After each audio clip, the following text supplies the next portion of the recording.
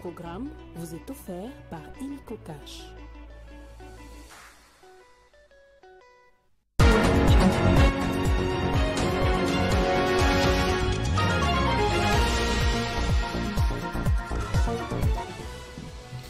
Le temps s'arrête à Kisangani où Félix Tshisekedi se rend pour son deuxième voyage officiel à l'intérieur du pays depuis le début de l'année. Le chef de l'État va procéder à l'inauguration de quelques infrastructures, dont principalement l'aéroport de Bangoka, avant de présider sur place le Conseil de ministres vendredi. Le doute est sérieusement installé dans les esprits des élus qui ont presque malgré eux prorogé une nouvelle fois l'état de siège ce mercredi. Le président de l'Assemblée nationale, Vital Kamerhe, n'a pas mâché les mots pour exiger une évaluation car les élus sont fatigués, a-t-il affirmé mot pour mot. La province du Haut-Katanga a officiellement signé le protocole d'accord avec la fondation Denis Nyakeru Tshisekedi au sujet de la bourse d'études Excellencia spéciale Haut-Katanga Wantashi, un événement qui s'est fait accompagner d'un point de presse pour expliquer le contour de ce mariage. Les jeunes ambassadeurs pour la paix dans la sous-région étaient dans les locaux de Télé 50 ce midi pour honorer Jean-Marie Kassamba. Il lui a été confié la lourde charge de convaincre d'autres personnalités à s'engager dans la même cause que lui. Mesdames et messieurs, bonsoir. Kisangani na Pita Boulaya, comme les locaux le disent, le chef-lieu de la province de Chopo, vole la vedette à Kinshasa, le siège des institutions, à l'occasion du séjour du président de la République. Félix Tshisekedi, à partir de ce mercredi, c'est un rendez-vous manqué en août dernier. Souvenez-vous, quand le chef de l'État devait prendre part en personne à la commémoration du Génocauste qui a été reprogrammée.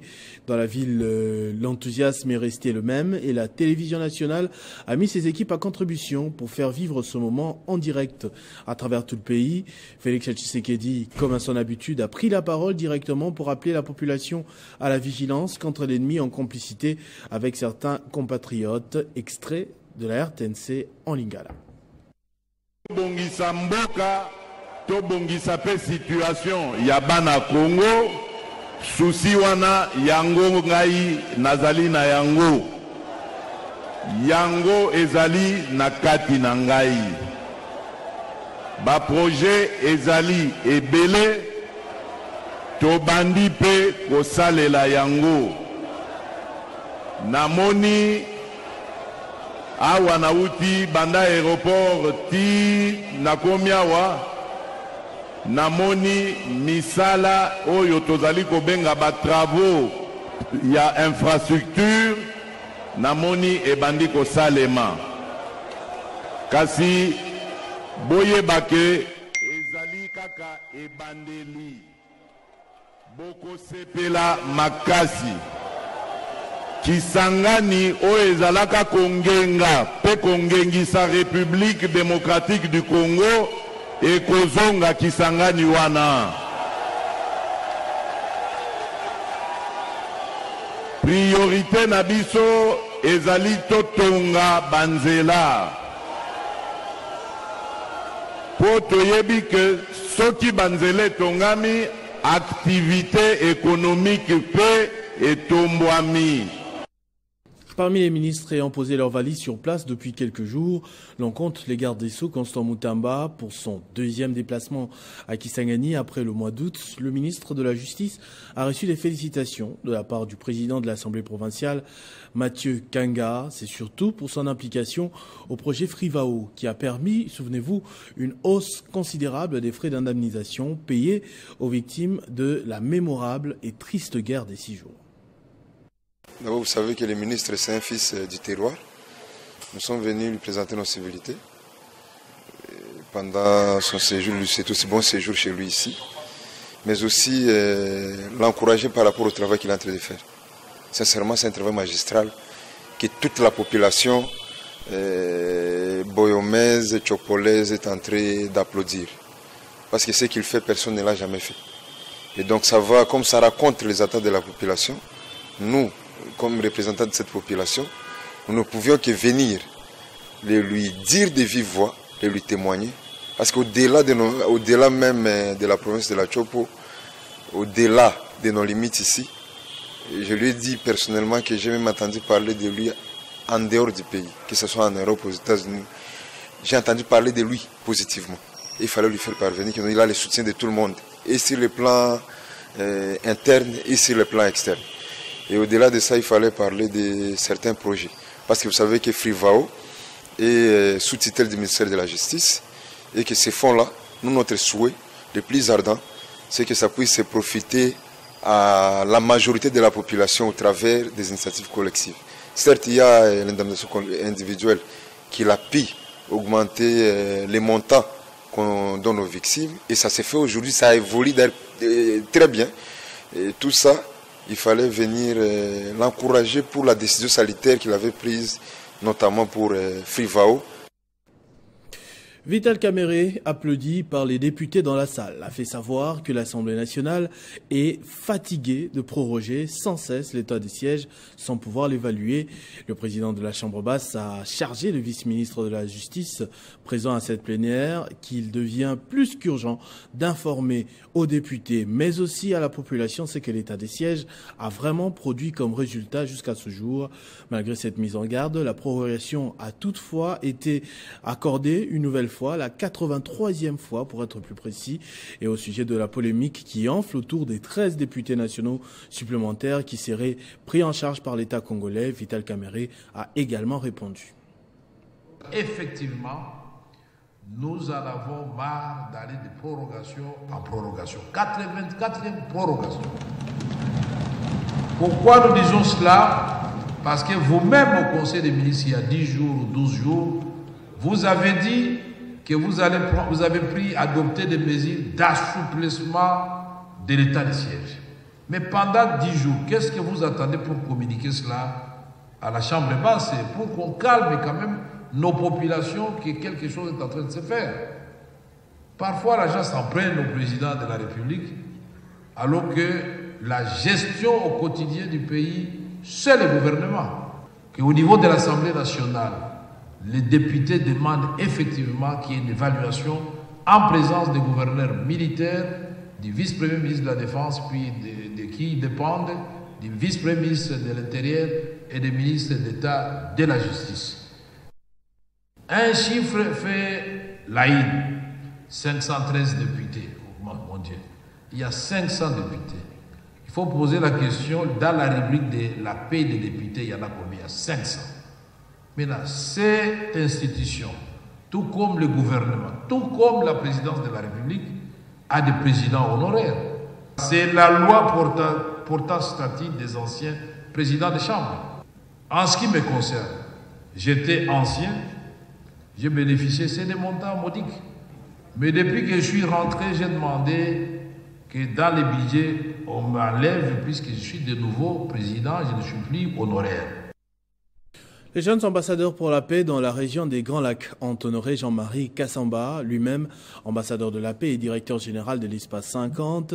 C'était lors d'une émission en direct animée par Crispin Chibinkoufoua. Ils en ont profité pour lui remettre un tableau du musée pour la promotion de la paix dans la région et inviter Jean-Marie Kassamba à convaincre le plus des personnalités possibles à se rendre en Corée avec lui l'année prochaine pour prendre part à un très grand événement.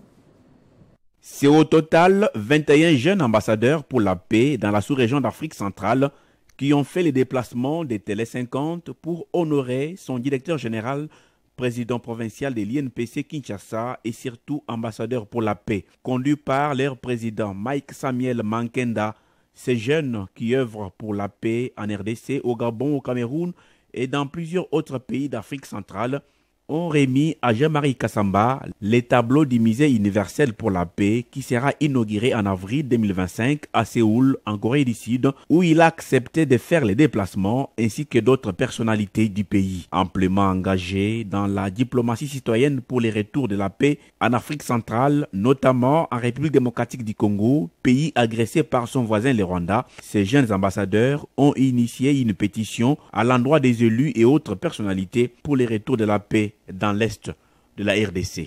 En République démocratique du Congo, des rapports indiquent qu'à chaque minute, une personne perd sa vie à cause de la guerre de prédation qui se passe dans la partie Est arguant ainsi que notre pays est compté parmi ceux où les taux de femmes violées lors de guerres qui durent de plus de 30 ans est plus élevé au monde. Ces ambassadeurs plaident aussi pour la création d'une agence pour la paix dans chaque pays de l'Afrique centrale et ont demandé au directeur général Jean-Marie Kassamba de militer grâce à son influence pour l'installation en RDC de l'Association internationale des médias pour la paix et veulent faire aussi de la gouverneure du Lualaba, Fifi Masuka Saini, ambassadrice pour la paix.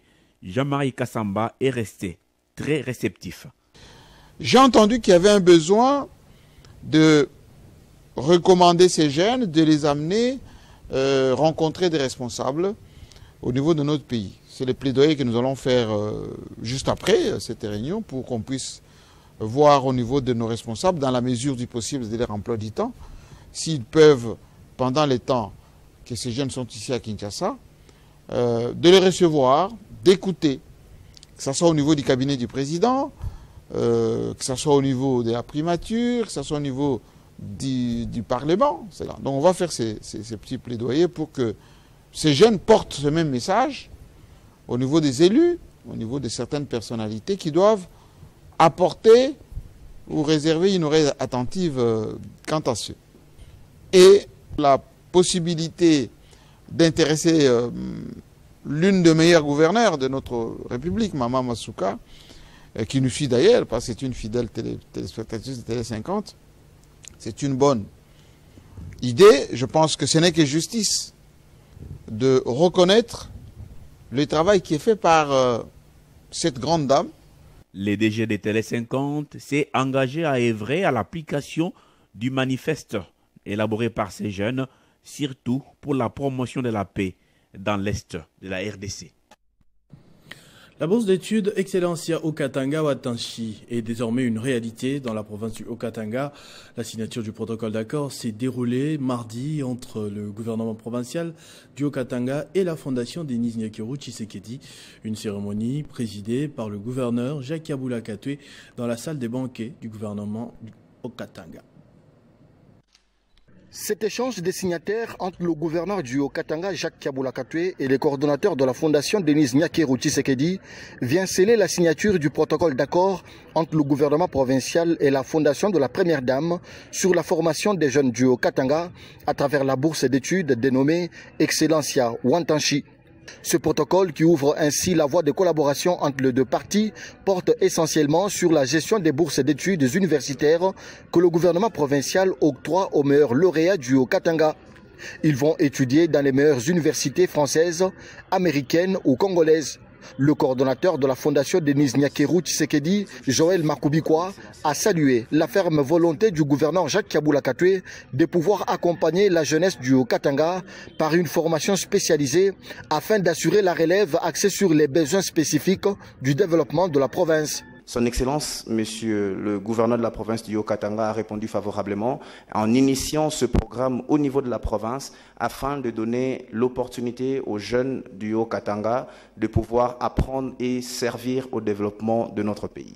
Pour sa part, le ministre provincial de l'Éducation, Georges Kadinga Mulundule, a expliqué que le choix porté sur la fondation Denis Nyakeru Tshisekedi est un choix de la raison. Dans le plan d'action présenté à l'Assemblée provinciale qui a conduit à l'investiture du gouvernement provincial Kaboula II, son Excellence, Monsieur le gouverneur de province, a prévu plusieurs actions en matière d'éducation, parmi lesquelles l'appui à l'enseignement supérieur de nos enfants. Cet appui passe notamment par l'octroi des bourses d'études aux meilleurs lauréats de la province. Ainsi, les élèves finalistes du Haut-Katanga ayant obtenu 75% ou plus à l'examen d'État édition 2024 passeront un test ce dimanche 27 octobre au sein de l'université protestante de Lubumbashi et seuls ceux qui obtiendront le seuil minimum de 70% à cette évaluation bénéficieront de la bourse d'études Excellencia spéciale Haut-Katanga ou Watanshi. Et lors d'un point de presse, comme vous l'avez suivi dans cet élément, le même jour, Georges Mulundule, ministre provincial de l'Éducation, et Joël Makubikwa, coordonnateur de la fondation Denis Nyakeru Tshisekedi, ont éclairé l'opinion sur les avantages de cette bourse qui vise à former l'élite dont la province a besoin pour son développement. Jean-Marc Nkoulou, Teddy Okita et Hassani Vinalo pour le reportage. Ce point de presse conjoint réunissant le gouvernement provincial du Haut-Katanga et la fondation Denise Nyakeru Tshisekedi marque le lancement officiel de la prestigieuse bourse d'études Excellencia spéciale Haut-Katanga Wantanchi. Cette initiative ambitieuse vise à former une élite capable de propulser le développement de la province et de répondre aux défis actuels. Sous l'impulsion du gouverneur Jacques Kabula Katwe, le Haut-Katanga s'engage ainsi dans une dynamique d'excellence en s'associant à la fondation Denise Nyakeru Tshisekedi, reconnue pour son expertise dans l'accompagnement des jeunes talents. Ce partenariat inédit offre aux élèves les plus méritants de la province une opportunité unique de poursuivre leurs études dans des universités de renommée internationale en France et aux États-Unis. Nous voulons avoir les techniciens qui peuvent construire les maisons, qui peuvent construire les ponts, qui peuvent construire les routes, etc. Parce qu'actuellement, nous dépendons de l'extérieur. Partout dans les chantiers, vous ne voyez que les Chinois, vous voyez les Indiens. Pour cette première édition, près de 500 candidats issus de 6 territoires du Haut-Katanga et ayant brillé à l'examen d'État sont invités à participer à un test sélectif le dimanche 27 octobre 2024. Ce test, évaluant leurs compétences en mathématiques, français, anglais et culture générale, permettra de sélectionner les lauréats qui bénéficieront de bourses d'études complètes. La fondation Denise Nyakeru Tshisekedi garantit la transparence du processus de sélection et assure un accompagnement personnalisé aux futurs boursiers tout au long de leur parcours académique à l'étranger. Nous le prenons totalement en charge, c'est-à-dire ils sont logés, ils ont une pension mensuelle, chaque mois ils reçoivent un montant pour pouvoir leur permettre de payer les loyers, la nourriture, l'assurance maladie. Fruit d'un partenariat entre la province et la fondation, la bourse Excellencia spéciale Haut-Katanga Wantanchi incarne l'espoir d'un avenir meilleur pour la jeunesse congolaise. Présentation des nouveaux directeurs provinciaux de la DGDA et la DGRAD de Lualaba. La manifestation s'est déroulée en présence du président de l'Assemblée provinciale, des députés provinciaux, les membres du gouvernement provincial, les membres du Conseil provincial de sécurité, les animateurs des entités territoriales décentralisées, ainsi que les directeurs des services fiscaux. Le président provincial de la FEC, les responsables des entreprises minières et autres étaient également de la partie. La gouverneure Masuka Fifi Saini a convié les entreprises à faciliter la tâche à ces régies financières pour leur permettre de maximiser les recettes. Tout ce que je cherche, c'est le bien-être de Lualaba. Ces propos sont de la gouverneure de Lualaba face aux différentes délégations venues sur son invitation pour prendre part à la grande cérémonie relative à la présentation des 2 nouvelles directions provinciales, à savoir la DGDA et la DGRAD, ce mardi 22 octobre 2024 dans la salle des conférences du gouvernorat. Ont pris part à la réunion le président de l'Assemblée provinciale de Lualaba, Jean-Marie Kasseya Chingambo, d'autres députés provinciaux, les membres du gouvernement provincial, le membre du conseil provincial de sécurité, les bourgmestres des 3 communes, les chefs des secteurs, les directeurs provinciaux des impôts fiscaux et non fiscaux, les délégués du gouvernorat au guichet unique, les représentants des services liés à l'importation et l'exportation de Lualaba, ainsi que les directeurs des entreprises minières et le président provincial et la FEC. Les 2 directeurs ont été d'abord invités à se présenter publiquement par l'autorité provinciale. Lovungu Munganza Fidel est le nouveau directeur provincial de DGRAD de Lualaba, tandis que Narcisse Pambou est directeur provincial de la DGRAD Lualaba et Olomami. La gouverneure Masuka Saini a sensibilisé l'assistance sur la culture fiscale visant à maximiser les recettes avant de porter à sa connaissance que désormais la déclaration des marchandises importées et exportées se fera localement auprès de ces services étatiques nouvellement installés au Lualaba. Ce qui doit être déclaré au Lualaba, vous avez aujourd'hui une direction provinciale de la DGDA, une direction provinciale de la DGRAD. Alors, tout ce que vous importez, tout ce que vous exportez, venez faire votre déclaration en province. La chef de l'exécutif provincial a invité les entreprises minières à soutenir ces 2 directions pour que les objectifs visés soient atteints. Grâce à l'ingéniosité de Fifi Masuka Saini, la province enregistre des avancées qui témoignent de la détermination à améliorer la qualité de vie des Lualaba conformément à la vision du chef de l'État, Félix Antoine Tshisekedi Tshilombo.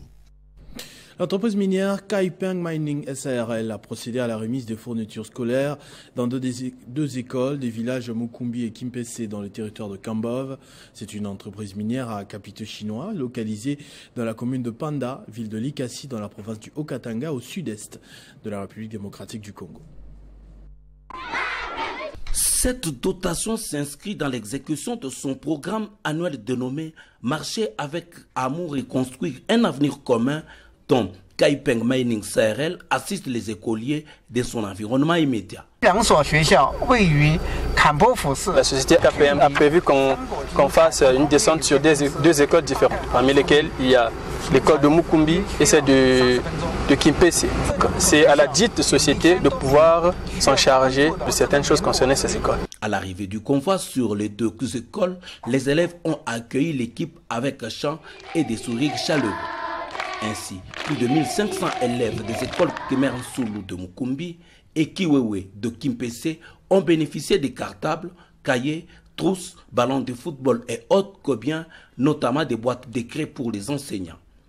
M. Wang et M. Li, représentants de l'entreprise, ont distribué ces fournitures scolaires en présence des autorités locales et des membres de la communauté. Le représentant du chef de groupement a exprimé sa gratitude envers l'entreprise pour cet appui indispensable. Quant au dit directeur de l'école Kiwewe, également, a salué l'initiative qui vise à améliorer l'apprentissage des enfants. Très chers responsables, je tiens à vous remercier au nom de toute la population de Kakondo, du fond de mon cœur, à ce qui concerne les différents dons. Ne vous fatiguez pas de nous venir en aide. Depuis plus de 10 ans, KPM a contribué à la construction d'une communauté de destin partagée à travers des actions concrètes via l'éducation, l'agriculture et la santé. Cette initiative s'aligne parfaitement avec les efforts de l'État congolais pour offrir une éducation de qualité à tous les enfants du pays via la gratuité de l'enseignement qui prône le chef de l'État, mais aussi en renforçant les liens qui existent entre la Chine et la RDC. En rapport avec les dispositions sécuritaires édictées par le chef de l'État lors de la dernière réunion du Conseil des ministres sur l'application de la justice aux criminels appréhendés par les services de sécurité, le gouverneur du Congo central, Grace Bilolo, est déterminé à faire appliquer ces décisions en vue d'assurer la sécurité de sa population. Il a participé personnellement à une audience foraine organisée à Kasangulu dans l'affaire des policiers poursuivis de meurtre.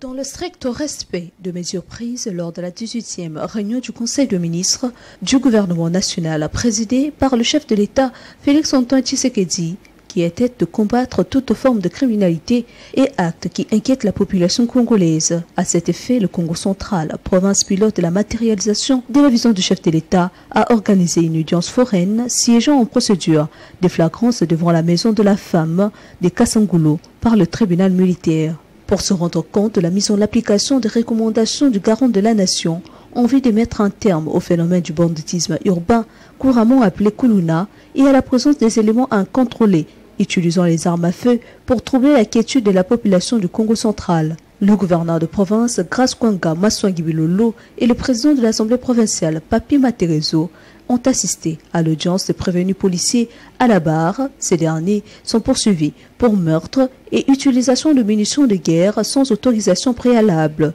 faisant état de mort et d'un blessé grave admis à l'hôpital pour des soins appropriés. En beau-père de famille, Grace Maswangibilolo a apporté une assistance financière en guise de consolation aux familles éprouvées et aussi à celles de blessés.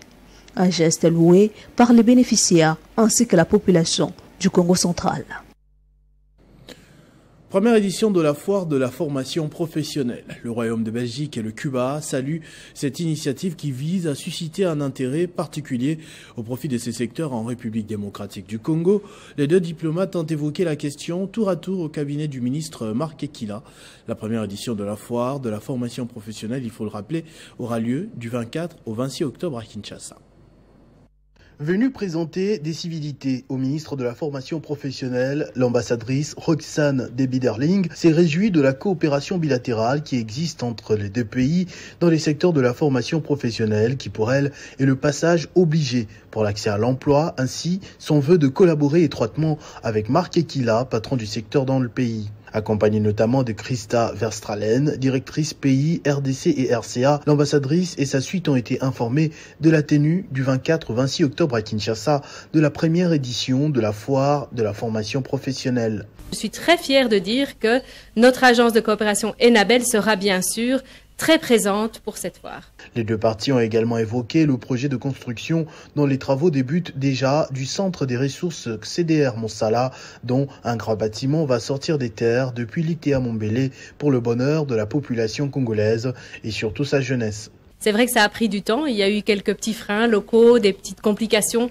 mais aujourd'hui on est très fiers de dire que l'entrepreneur est sur les lieux et que les travaux commencent. Ce projet qui est suivi de près pour son effectivité par le ministre Marc Ekila doit se faire sous un contrôle minutieux de son ministère au nom de la République démocratique du Congo, a-t-il insisté, tout en remerciant le Royaume de Belgique pour cette volonté manifestée. Le mardi 22 octobre, c'était le tour de Jésus Delamo Fernandez, ambassadeur de la République de Cuba en République démocratique du Congo, de venir rencontrer Marc Ekila. Dans sa suite, des membres de la Chambre d'affaires cubano-congolaise, les Cuba, qui organisent très prochainement 2 grands événements ayant trait notamment à la formation professionnelle, sollicitent la présence du ministre Marc Ekila en vue d'un partage d'expérience. J'ai parlé avec son Excellence le ministre sur la foire internationale de l'Havane. Informés également de l'organisation de la foire de la formation professionnelle de Kinshasa, les diplomates cubains qui saluent l'initiative confirment sa participation. Le ministère de la formation professionnelle reste ouvert pour des partages d'expériences. Salue l'approche de la diplomatie cubaine, a fait savoir à son hôte Marc Ekila. Au nom du gouverneur de la ville de Kinshasa, Daniel Bumba, le ministre provincial du Plan, Budget, Emploi et Tourisme, Jésus-Noël Cheke a officiellement lancé les conférences budgétaires relatives aux travaux d'élaboration du budget de la ville pour l'exercice 2025. Tenues à l'hôtel Rotana, les travaux se poursuivront jusqu'au 10 novembre. Aux côtés du secrétaire exécutif du gouvernement provincial, représentant personnel du gouverneur de la ville, Daniel Bumba empêché, du rapporteur, représentant les présidents de l'Assemblée provinciale et de la ministre provinciale des Finances, Jésus-Noël Cheke, ministre en charge du budget de la ville-province de Kinshasa, a rappelé que ces conférences budgétaires répondent à l'impératif de l'amélioration des conditions socio-économiques de la population quinoise. Ces conférences budgétaires ouvertes ces jours, en présence des députés provinciaux, des conseillers municipaux et bourgmestres de la ville, s'étendront sur plusieurs activités jusqu'au samedi 2 novembre. Le gouvernement de la République produit un document de programmation budgétaire et économique pluriannuel servant d'outil de cadrage macroéconomique, budgétaire et financier qui couvre la période de 3 ans. Sur la base des principales hypothèses macroéconomiques, ce document vise à projeter d'une part les perspectives de mobilisation des ressources sur une période triennale et d'autre part d'affecter ces ressources aux ministères et institutions pour la mise en œuvre des programmes budgétaires.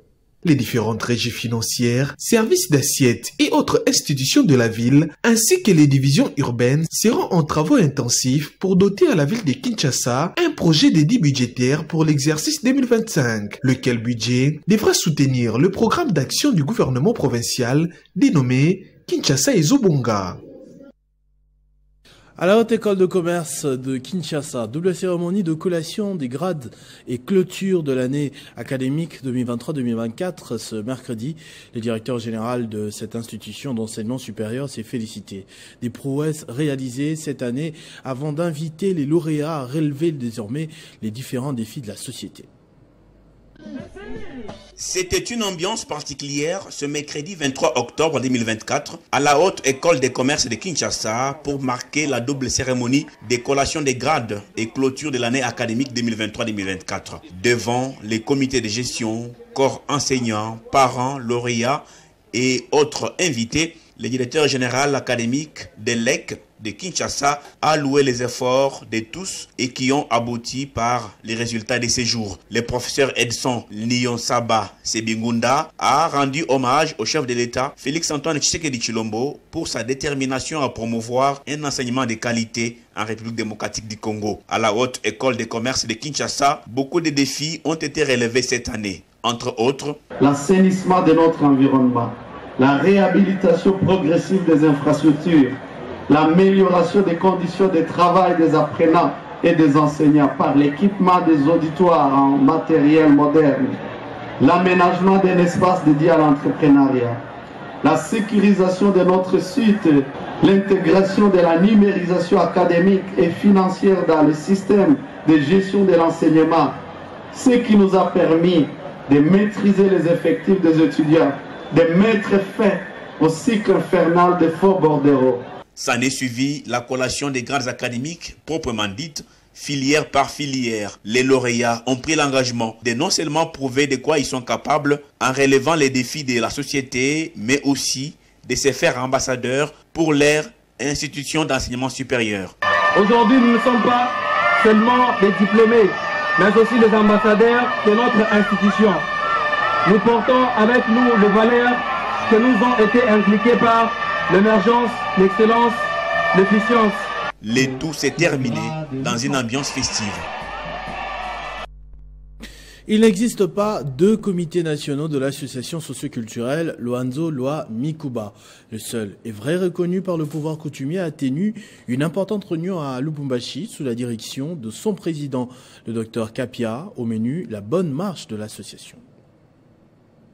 Le comité national légal et reconnu de Luanzo Lwa Mikuba a tenu une réunion d'urgence et stratégique dans un cadre VIP à Lubumbashi. C'est ici, à Novotel, que cette réunion a eu lieu. Serein et confiant, telles les marches de Novotel ont été aplanies.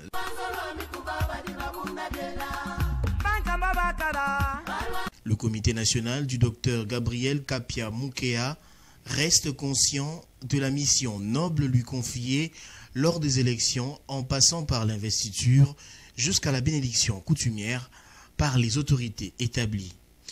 Plusieurs questions ont été traitées avec précision pour la bonne marche de cette association socioculturelle Luanzo Lwa Mikuba. Signalons que cette réunion a été convoquée après avoir entendu une quelconque installation d'un autre comité illégal des Luanzo Lwa Mikuba sans aucun soubassement ni bénédiction de la coutume. Tout ceci fait suite à la gloutonnerie politique de certains fils de la communauté qui sèment la division au bénéfice de leurs intérêts égoïstes. Le comité national du docteur Kapia et sa bande demandent aux fils et filles de l'espace sangaphone de leur faire confiance. Au sortir de cette réunion, rien n'a été filtré. Après la qualification de la République démocratique du Congo à la Coupe d'Afrique des Nations Maroc 2025, plusieurs voix se lèvent pour demander au gouvernement de disponibiliser les moyens pour que les léopards se qualifient à la Coupe du Monde. Parmi ces voix, il y a celle du mécène congolais et président de la structure Allez-y les léopards rénovés, Yasanté Moulangoy. Bon, bien sûr, pour la qualification de notre équipe nationale, nous sommes qualifiés. En tout cas, jusque-là, nous sommes qualifiés pour la Coupe d'Afrique des Nations. Maintenant, ça reste maintenant la Coupe du Monde, puisqu'on ne peut pas se qualifier à la Coupe d'Afrique des Nations et de ne pas aller à la Coupe du Monde. Puis ces défis-là, pour déplacer cette grande montagne-là, c'était pour les deux compétitions successives. Alors aujourd'hui, nous remercions notre cher chef de l'État, le sportif numéro 1, Excellence, Tshisekedi, Tshilombo, Félix. En tout cas, merci beaucoup, Fatih Béton, avec votre implication totale à 100%. Et nous sommes arrivés à ce niveau-là, avec tous ces points-là, sans défaite. En tout cas, ça fait vingtaine d'années, même voire trentaine d'années, nous ne sommes pas arrivés à ce niveau-là. Et sans oublier exactement, Excellence, au représentant du chef de l'État, Tony Kankou, ce qu'il a fait, il nous a encouragés, nous les leaders d'opinion, nous parmi les grands leaders de ce pays, et le président d'Allez-y les léopards avec cette structure-là d'appui aux équipes nationales et les grands mécènes de la jeunesse et des sports. En tout cas, je vous dis sincèrement, ce qui nous a encouragés en disant ceci, il ne faut pas baisser les bras. Le chef de l'État va vous surprendre, à commencer par la francophonie. Il nous a surpris en donnant les infrastructures sportives qui n'existaient pas dans notre pays depuis l'Antiquité. Il n'y avait pas cette infrastructure sportive. Alors c'est grâce à qui? Au chef de l'État. Excellent Tony, quand on nous a dit cela, que voilà, il ne faut pas reculer, il faut avancer. Avec l'implication du chef de l'État, vous serez surpris. Ce journal est terminé, je vous en rappelle tout de suite les principaux titres. Le temps s'arrête à Kisangani où Félix Tshisekedi se rend pour son deuxième voyage officiel à l'intérieur du pays depuis le début de l'année. Le chef de l'État va procéder à l'inauguration de quelques infrastructures dont principalement l'aéroport de Bangoka avant de présider sur place le Conseil de ministres vendredi. Pour le moment, il s'est prononcé sur des questions d'actualité, y compris concernant le changement de la Constitution. Le doute est sérieusement installé dans les esprits des élus qui ont presque, malgré eux, prorogé une nouvelle fois l'état de siège ce mercredi. Le président de l'Assemblée nationale, Vital Kamerhe, n'a pas mâché les mots pour exiger une évaluation car les élus sont, a-t-il affirmé, fatigués. La province du Haut-Katanga a officiellement signé le protocole d'accord avec la fondation Denis Nyakeru Tshisekedi au sujet de la bourse d'études Excellencia spéciale au Katanga-Wantanchi, un événement qui s'est fait accompagner d'un point de presse pour expliquer le contour de ce mariage.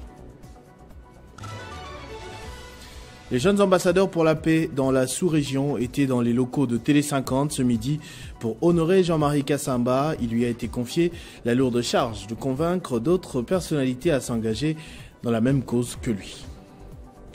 À tous et à toutes, merci de votre attention soutenue. Restez fidèles au programme de votre chaîne Télé 50. Vivez heureux, vivez 100 ans, mesdames et messieurs.